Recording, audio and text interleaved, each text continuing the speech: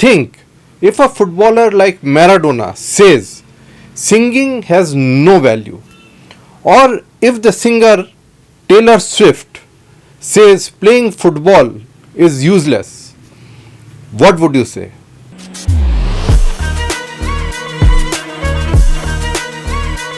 Some people keep spreading this huge misconception that education is not important. Qualifications are not important. That it's no use going to school and college. Just like the value of football is understood by the sports person and the value of singing is understood by the singer. Similarly, education, knowledge, qualifications and marks are important in the fields related to education. That is, in careers like that of a medical doctor, lawyer, chartered accountants, scientists, professors, and yes, also a civil servant. Maybe for other careers you don't need education. Becoming a CEO or CMD in one's dad's company doesn't require a degree. Entrepreneurs don't need a degree.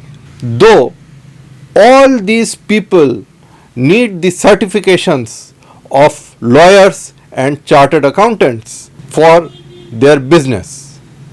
In India, a 12th fail cannot appear in the civil services exam. A civil servant in India, apart from the vast studies for preparation, also needs a basic qualification of a degree. But given India's geography and economic development and also social attitudes, even a basic degree is a big achievement depending on where one lives and the facilities one has or doesn't have.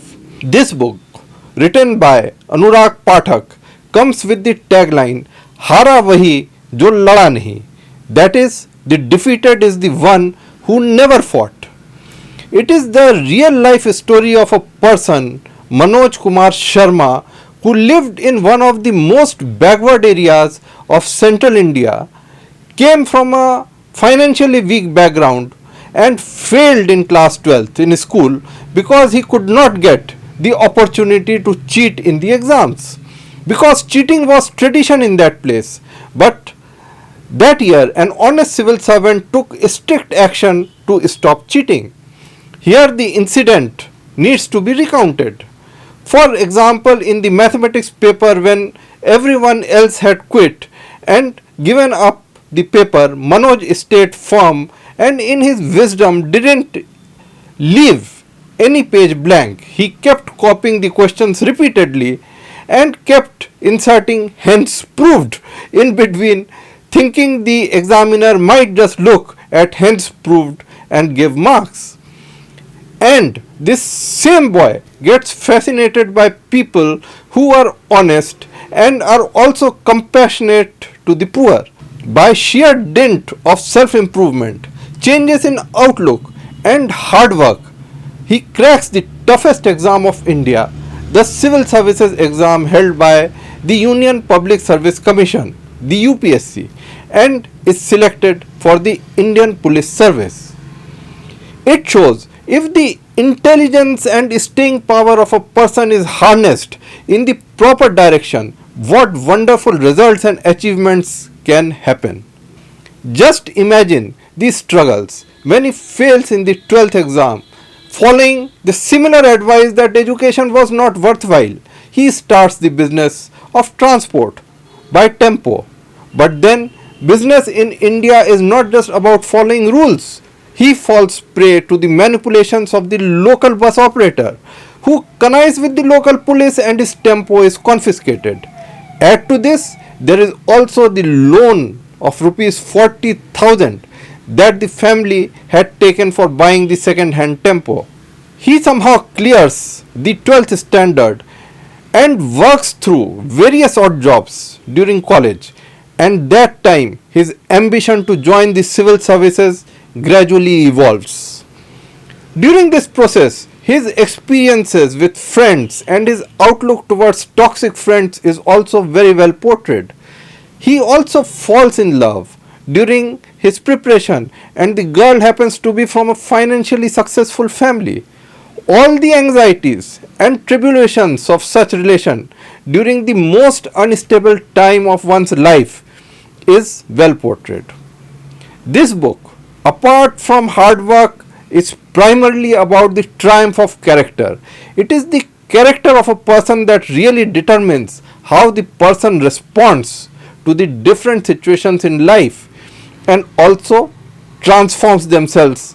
Without such a transformation, it is not possible to come out from the life situation from which Manoj Sharma overcame and succeeded. While we keep saying that in India there is caste system, social backwardness, educational backwardness, a very important aspect of India that one can understand by reading this book is the geographical inequality in India. I can very well say that a student in a village in Delhi is more smart, aware and knowledgeable than those living in cities in backward regions of the country. And here it is important to bear in mind that the story happened roughly between 1995 and 2005, when there was hardly any internet in India. While the internet has in some ways bridged the access to information gap for backward regions, it is not fully reliable because governments can shut down the internet at will for extended periods, and it is the ordinary students who suffer. Manoj Sharma reached the interview in his fourth and last attempt, and his interview, as recounted in this book, is equally fascinating. That he failed in 12th was not missed by the interviewers, and the way Manoj handled the interview is a very insightful read on the presence of mind and being truthful even under pressure. This is not a biography in the strict sense because it is written in a novel format of dialogues and scenes, and also I understand the names of many characters have been changed. Vidhu Vinod Chopra has also made a movie based on this book, which is going to be released soon. I hope the movie stays true to the spirit of the struggle of the individual. This book is originally in Hindi, but I read the English version. The translation is excellent. This is an absolutely fascinating book to read.